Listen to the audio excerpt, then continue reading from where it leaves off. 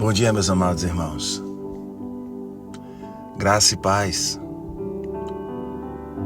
Chegamos à sexta-feira e, para a honra e glória de Deus, vencemos mais uma semana. Pai, dos nossos espíritos, nós somos gratos, Senhor, a Ti, por cada dia vivido, cada experiência vivida neste Teu mundo habitável. Nós levantamos, graças ao Senhor, dia a dia. Acordamos sabendo que, mediante a tudo, estamos seguros, tranquilos, sem temor do mal. O salmista vai dizer que nenhuma arma forjada contra nós prosperará. Que 1000 cairão ao teu lado e 10.000 à tua direita, mas você, que ouve a palavra e pratica, não serás atingido. Obrigado, Pai, pelo dom da vida. O maior milagre de nossas vidas é esse aqui. Respirar, inalar este ar que é de graça, porque nós estamos de pé, ajudando uns aos outros. Vamos refletir mais um dia e praticar, exercitando nosso homem interior diariamente. O nosso campo mental vai ficando forte e rico da Tua graça.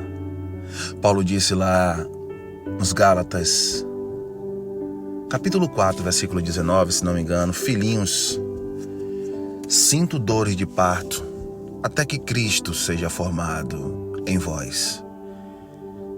E Cristo, ele vai se formando na nossa mente, quando dia, mês, ano, a gente vai ouvindo e praticando. Vamos sendo cheio desta água que nós temos sede.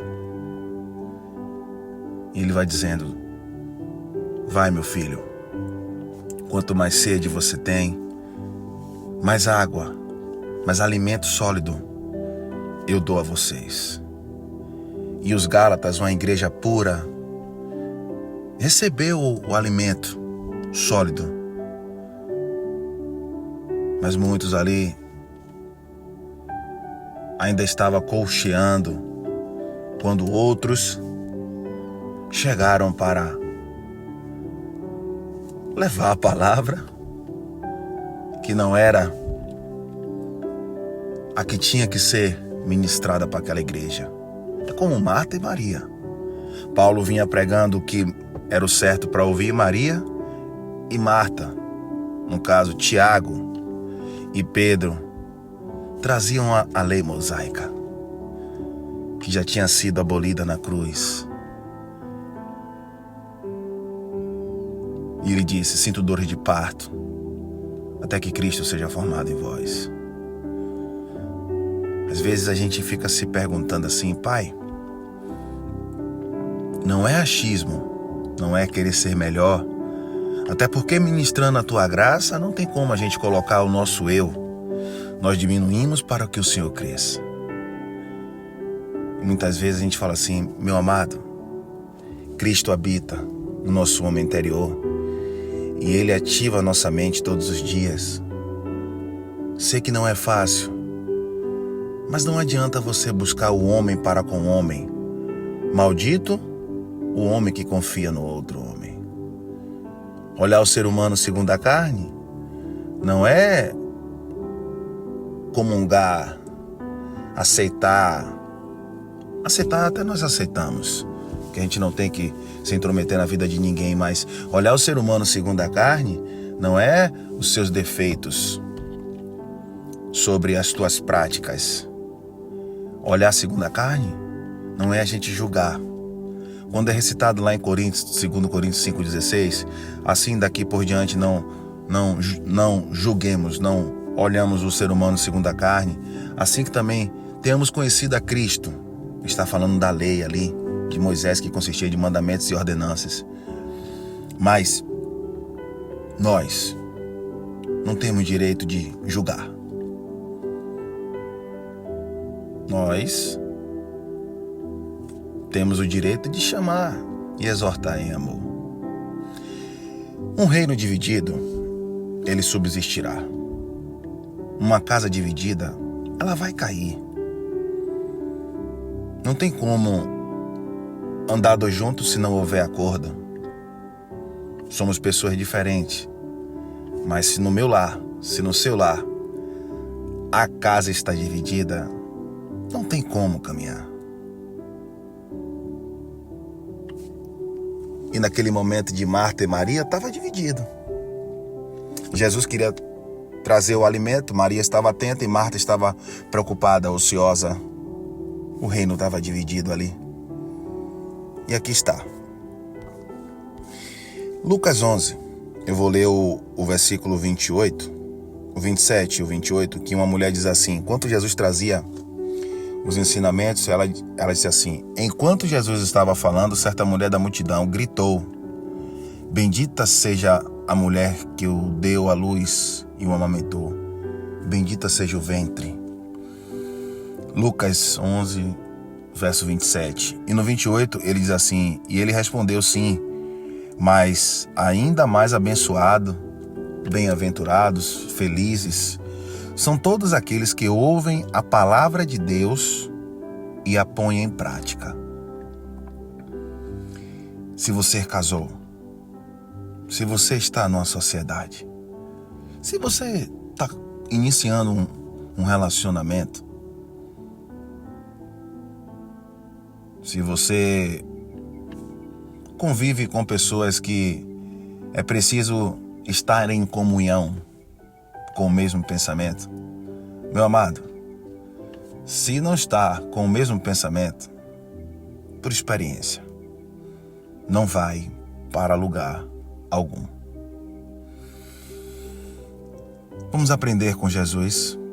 Lucas 11, verso 14. Ele disse o quê? No 28, ele respondeu: sim, mas ainda abençoados são todos aqueles que ouvem a palavra de Deus e a põem em prática. Que palavras são essas? A gente retorna aqui para o 14. Vamos se atentar a isso aqui. E que seja feita a vontade de Deus sempre. Lucas 14 a seguir. Certa ocasião, Jesus estava expulsando um demônio de um homem mudo. Um demônio de um homem mudo, a nossa mente precisa ativar para o que está acontecendo aqui. A palavra demônio não é um ser espiritual que deixou o homem mudo. Existe demônio mudo, já que o cristianismo diz que um demônio é um ser que entra e acaba com a pessoa. Então o demônio era mudo, o demônio não fala. Vamos ativar a mente de Cristo. Presta bastante atenção. Quando o demônio saiu, o mudo voltou a falar e a multidão ficou admirada. Nesse time aqui, e a palavra daimon significa gênio mau ou uma enfermidade. E nesse time aqui, meu amado, cura, enfermidade, os judeus usavam a palavra, eles usam, né? Creio que até hoje, porque é uma cultura dos judeus, demônio, eudaimon, kakodaimon. Eudaimon, a depender, gênio bom. Kakodaimon, mal, a depender, o gênio. Ou se a pessoa estiver com febre, com dor de barriga, com dor de cabeça, ela está endemoniada, ela está enferma. E esse homem aqui estava mudo. Jesus o curou. Olha só o que o 15 vai dizer. Mas alguns deles disseram: não admira que ele possa expulsar os demônios. Ele consegue fazer isso pelo poder de Baal-Zebub, o príncipe dos demônios. E aí a gente vai aqui só clarear a nossa mente para falar do reino de Deus, que o próprio Jesus vai explicar aqui que não tem nada a ver, porque o reino de Deus não tem como ser dividido. Como é que o próprio Jesus, ele é acusado de expulsar, ou seja, curar um homem que era mudo pelo Baal de Zebú? E quem é Baal de Zebú? A mitologia, então já é um mito, diz que é uma entidade amalgamada de outras duas poderosas entidades conhecidas das mitologias cananeias. Então o que é que diz Baal? Baal significa Senhor dos Trovões, agricultura e da fertilidade. Certo? É um deus, é um mito que o povo acreditava que acontecia pelo poder dele. Zebu significa o deus das moscas e da pestilência. Então preste atenção que Jesus vai falar, porque segundo aqui segundo a mitologia. Olha o que Jesus vai falar. Voltando, ele vai dizer: outros pediam que fizesse um sinal do céu para colocá-lo à prova. Os judeus ainda não estavam acreditando que Jesus o curava. Mas Jesus, conhecendo os pensamentos de cada um deles, disse assim: qualquer reino dividido estará condenado. Assim também o lar dividido será destruído. Eu estou trazendo aqui essa explicação rápida, mas observe o que ele diz. Mas Jesus, conhecendo os pensamentos de cada um deles, qualquer casa dividida, qualquer reino dividido estará condenado. Assim também qualquer lar dividido será destruído. Não adianta você dizer que me ama, que está junto comigo, se nós temos pensamentos divergentes naquilo que a gente quer. Não adianta você dizer que ama o seu amigo, que ama o seu esposo, que ama a sua esposa, se no momento dos embates, da caminhada da vida, a casa está dividida. E olhe que ele vai explicar. Portanto, se o que vocês dizem é verdade, que o adversário, Satanás, o opositor, não é um ser espiritual, meus amados, que Satanás está guerreando consigo mesmo, dando-me poder para expulsar os seus demônios, como pode sobreviver o reino dele? Ele está dizendo que ele veio por Deus e que o opositor, seja o adversário, a crença daquele tempo ali, o Baal de Zebu, que é uma mitologia, eles diziam, eles acreditavam que isso poderia ser uma manifestação dele em Jesus.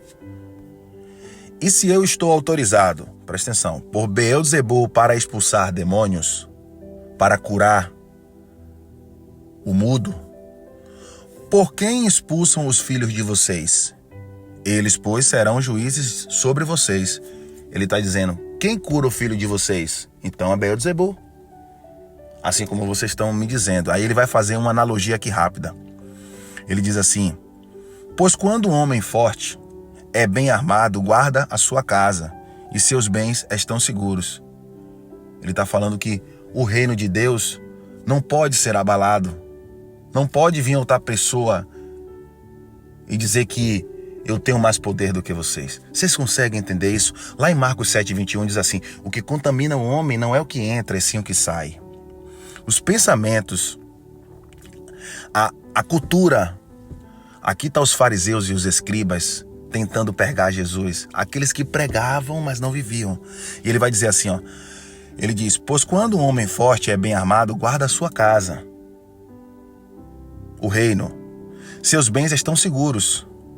Até que alguém mais forte e mais bem armado o ataque e derrote, tirando as armas em quem confiava, e reparta tudo o que roubou. Isso só vai acontecer, né? Ele faz essa analogia do mundo, né? Se você tem a sua casa, você guarda a sua casa. E se vier um cara, um ladrão, vai entrar, vai roubar e vai levar tudo aquilo, né? Se você não tomar cuidado. Aí ele diz no final, aquele que não é por mim, é contra mim. Se comigo não ajunta, espalha. O reino não pode ser dividido. Deus é onipresente, onipotente, onisciente. Ele conhece nossos pensamentos. Deus é o Criador do céu e da terra. A cultura aqui vai dizer que eles acreditavam em Baal de Zebu. Que a mitologia vai dizer que não era nada real, era aquilo que eles acreditavam. E Jesus disse: aquele que não é por mim é contra mim. Amar a Deus sobre todas as coisas e amar o próximo como a ti mesmo. O reino não pode ser abalado. O reino não pode ser dividido. Eu não posso dizer que estou junto com você e daqui a pouco quando você der as costas, eu falar mal de você. O reino está dividido, meu amado. E muitas vezes não está caminhando. Muitas vezes não estar caminhando não significa que é só por isso. Devido aos pensamentos dobres. Aqui, Jesus fez milagre. E eles mesmo assim disseram que era o Deus Baal de Zebu. Mitologia. E ele disse: uma casa blindada, uma mente blindada, vai deixar que algo te roube, te tire a sua paz? Tem que ser uma pessoa mais forte do que Deus. E tem? Não tem. Mente de Cristo. Graça e paz. Um lindo final de semana. Um bom descanso para todos vocês. Bom carnaval para quem vai trabalhar, para quem vai se divertir, para quem vai descansar. Eu desejo a vocês o melhor da parte de Deus. Que Ele venha dar conhecimento e libertação na nossa mente, para que a gente não cocheie entre Marta e Maria, porque o reino não pode ser dividido. Forte abraço do seu irmão Sandro Meirelles. A intenção aqui é só ajudar. Não é falar de religião, de quem é melhor, de quem é pior, de quem está certo, de quem está errado. Jesus, Deus, em sua infinita bondade, quer que a gente viva e desfrute desse reino que não pode ser dividido. Vamos que vamos, meus irmãos. Curtam, compartilhem e vamos lá, filtrar a graça de Deus nas nossas reflexões matinais. Até mais.